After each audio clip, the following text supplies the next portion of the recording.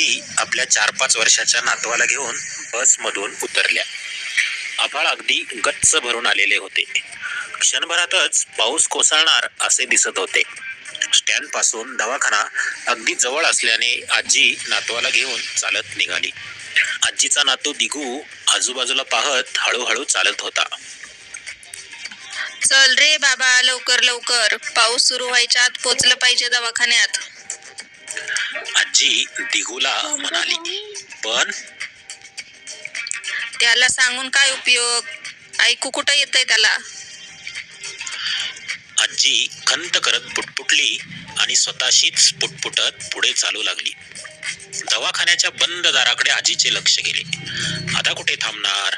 आजी विचारात पडली. एवढ्यात रिक्षाचा जोराचा आवाज ऐकू आला. तिने मागे वळून पाहिले तर रिक्षाच्या समोर दिगू उभा होता आणि रिक्षावाला त्याला काहीतरी बोलत होता. अरे पोरा, केव्हाचा आवाज देतोय, पण ढिम हलत नाही, बहिरा आहे की काय? रिक्षावाल्याचे बोलणे ऐकून आजीच्या डोळ्यात चटकन पाणी आले. ज्या दिवशी दिगू बहिरा आहे असे लक्षात आले, त्या दिवसापासून त्याचे घरदार सर्व काळजीत पडले. आता गावातल्या लोकांच्या सांगण्यावरून आजी त्याला घेऊन वेड्या आशेने शहराच्या डॉक्टरकडे आली. दवाखाना बंद होता. बाहेर मुसळधार पाऊस. तशीच दिग्मूढ होऊन ती भिंतीच्या आडोशाला थांबून राहिली. इतक्यात एक तरुण मुलगी वत्सला आजीच्या शेजारी येऊन उभी राहिली. आजी शहराच्या डॉक्टरबद्दल स्वतःशीच बोलत होती. ते सारे वत्सलेने ऐकले होते. रिक्षावाल्याने दिगूला हटकले होते, तेही तिने पाहिले होते.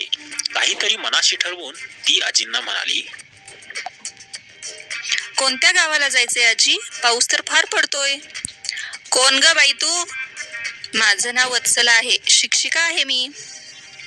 वत्सला म्हणाली. असं होय, मला वाटलं तू एखादी डॉक्टरच आहेस ज्याच्यासाठी मी शहराला आले होते. तो दवाखाना बंद आहे, काय करावं कळेनासं झालंय बघ. आजी बोलली. एवढ्या पावसात कुठे जाता? या वादळात झाडं बिडं रस्त्यात पडतात. आजी, त्यापेक्षा माझ्या घरी चला. नको, घरी या पोराची आई वाट पाहिल.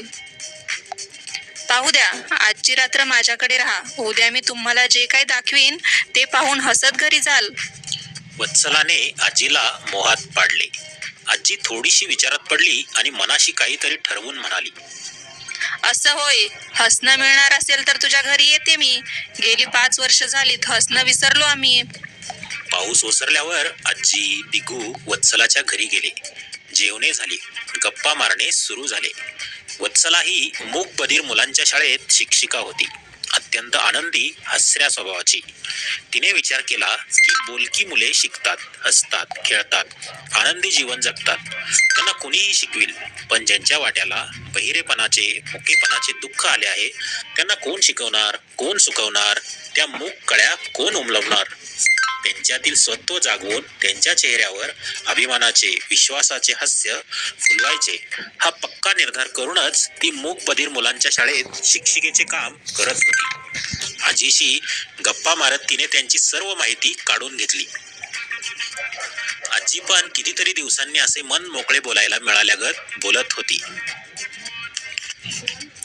आमच्याकडे कोणीच असं मूकबधीर नाही पोरी, त्यामुळे आम्हाला फार धक्का बसला. आजी हळहळली. वत्सलाला खूप वाईट वाटले. ऐकू येत नाही म्हणजे? सारे संपले असे नाही. शहरात त्याच्या कानाची तपासणी करून त्याचा श्रवणरास वेळीच पाहिला असता, त्यानुसार श्रवण यंत्र दिले असते, तर आतापर्यंत तो ऐकू बोलू शकला असता. किती लवकर हे व्हायला पाहिजे होते. मुलांची पहिली 5 वर्ष म्हणजे भाषा शिकण्याचे वय. वत्सला म्हणाली. दुसऱ्या दिवशी आजीबाईंना घेऊन वत्सला शाळेत आली. मुक्या मुलांची शाळा असते हे पाहून आजीला आश्चर्य वाटले. हेडफोन्स लावून बसलेली मुले, माईक मधून शिकवणाऱ्या बाई, हे सगळे आजीला नवलच वाटत होते. शाळेतील एक बाई एका छोट्या मुलाला यंत्राच्या सहाय्याने गोष्ट शिकवत होत्या. हे वत्सलाने आजीला दाखवले. आजी उत्सुकतेने बघत होत्या. बहिऱ्या मुलांच्या तोंडून बाहेर पडलेले उच्चार टिपायला त्यांचे कान सावध झाले होते आणि मूल बाईसारखेच हसत हसत बोलले तेव्हा तर आजींच्या अंगभर आनंद लहरी उसळल्या. आजी खूपच उल्लसित झाल्या. वत्सला त्यांना यंत्राची माहिती करून देत होती. यंत्रामुळे बहिऱ्या मुलाला आवाज ऐकू येतो. आवाज आल्याच्या आनंदाने ते मूल आपल्या चेहऱ्याकडे पाहते, आपल्या ओठांच्या हालचाली पाहते व तसे बोलण्याचा प्रयत्न करते. तिने त्यांना हिअरिंग एड्स दाखवले, इंडक्शन लूप सिस्टमची खोली दाखवली आणि हळूच आजीला विचारले, काय आजी, मग दिगूला ठेवायचं का आमच्या शाळेत? आजी खुदकन हसली आणि म्हणाली, होय ग, माझा दिगू येऊ दे तुमच्या शाळेत. पण असे पुटपुटत आजी एका वेगळ्या स्वप्नात हरवली. आजीला नातवाच्या दुःखावरून सर्वच मुक्यांच्या दुःखांची जाणीव झाली होती. तिच्या मनात विचार आला, आपल्याही खेड्यात अशी मूक बधीर शाळा काढली तर? मनाशी काहीतरी ठरवून आजी म्हणाली, पोरी, माझ्या गावी अशी शाळा काढून देशील? आजी, शाळा काढायची म्हणजे जागा पाहिजे, पैसा पाहिजे, यंत्रे किती महाग. वत्सला म्हणाली, वत्सलाबाई, आम्ही खेड्यातले लोक शिक्षणानं अडाणी राहिलो, पण कष्टानं आम्ही शेती खूप जमवली. एक शेत विकलं तर लाखाला जाईल. आजी म्हणाली. आता मात्र वत्सला थक्क होऊन ऐकत होती.